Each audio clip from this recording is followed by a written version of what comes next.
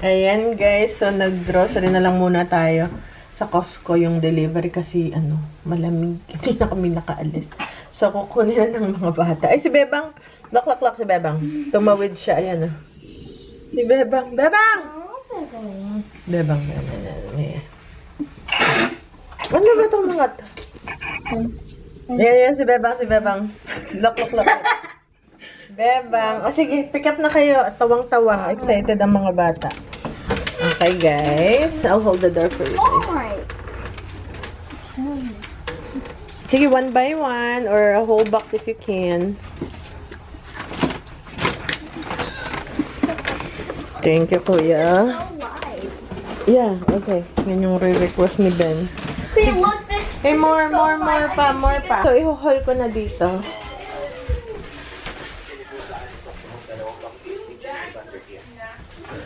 Mas matipid guys pagka nag-ano na lang kami sa online. It's cheaper kasi. Can I eat? Wait lang naman. Mas matipid guys or mas nakakatipid kasi nga pag sa groceries ang dami mong nadadampot na hindi mo kailangan. So pag ganito is kung ano lang yung kailangan mo. Yun lang yung kukunin mo. Ay ako, laging may plus one.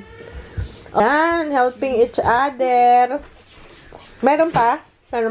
No. No more? That's all? Yeah, this is it. Alright, so una muna first is ito yung kay Ben na kina-crave ngayon. Yung, ang tawag dito? Cheese puffs. So, yan. Sige, Ben. Ano na natin. And then, ito kasi meron kami sa Sunday, meron kami pupuntahan, kailangan namin magbaon ng lunch. So, ito yung Black Forest ham sa sandwich. Eh, nasan yung tinapay? Ayan. Tapos, meron din tayong cheese para sa sandwich. Ayan. So, lagay na natin siya sa ref kaagad. And then, meron din ako ng gluten-free bread ko na naubos na, ikakaubos lang. And then, wow, ang laki nung size nila sa store, sa Walmart. Maliit lang yung kaganto. Tapos, manipis lang.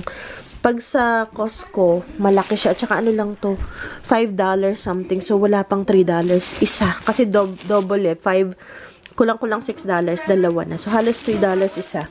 Mas mura talaga. Tsaka mas malaki yung size talaga nila. So, yan yung sa sandwich.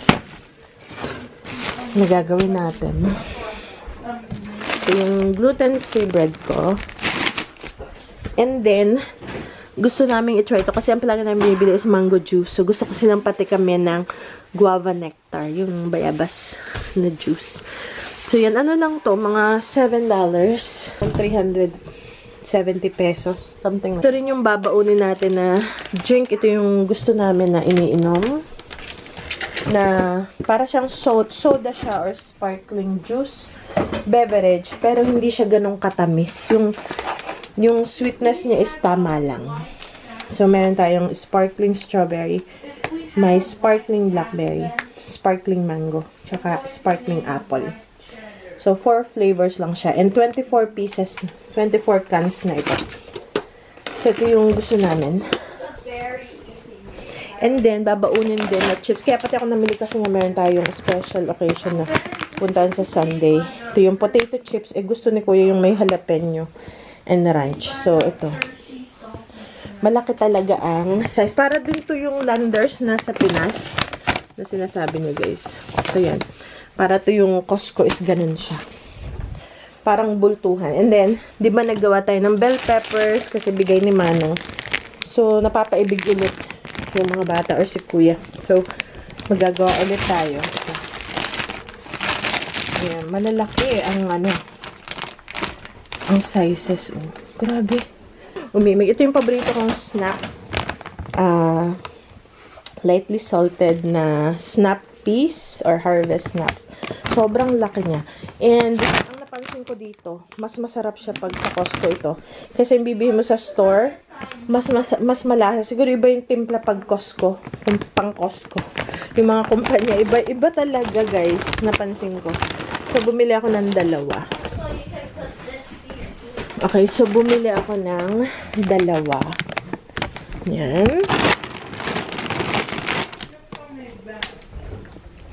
Tapos ito medyo ano na to, mahal. Dati ito yung blueberries and cream muffin. So, yan.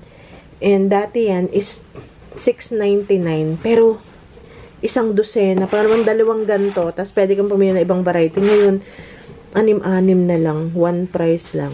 Hindi na yung dating doble. 2-pack. Parang, pagkatapos nito, 8. Pipili ka pa ng isang variety. Gusto mo chocolate or another flavor. Ito na lang. Nagtipid na ang Costco. Hindi na gaya dati. Alright, so yan. Ubus na yung milk pang cereal, pang kape. And then si Kuya, ni-request niya tong cheese stuffed chicken meatball. So, may natira pa kaming spaghetti. So, perfect to sa ating spaghetti. Kaya lang hindi yata ito gluten-free.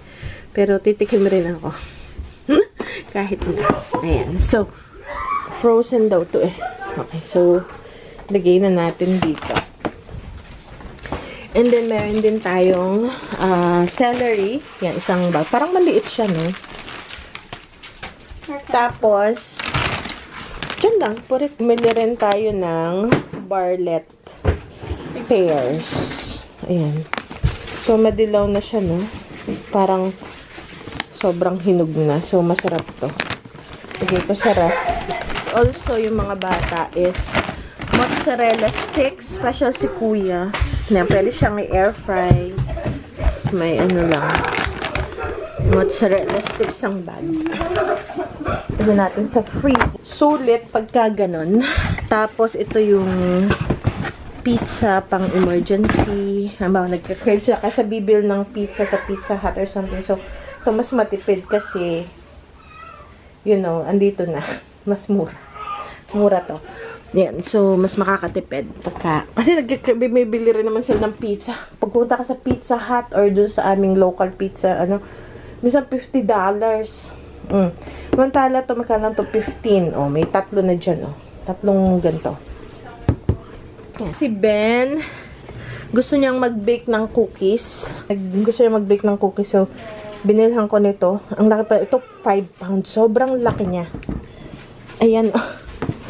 Sobrang laki niya talaga. Okay. Bake some, save some. Sobrang laki from Nestle Toll House. Ayan. Okay, guys. So, yun lang. Yung napamili natin. Konti lang.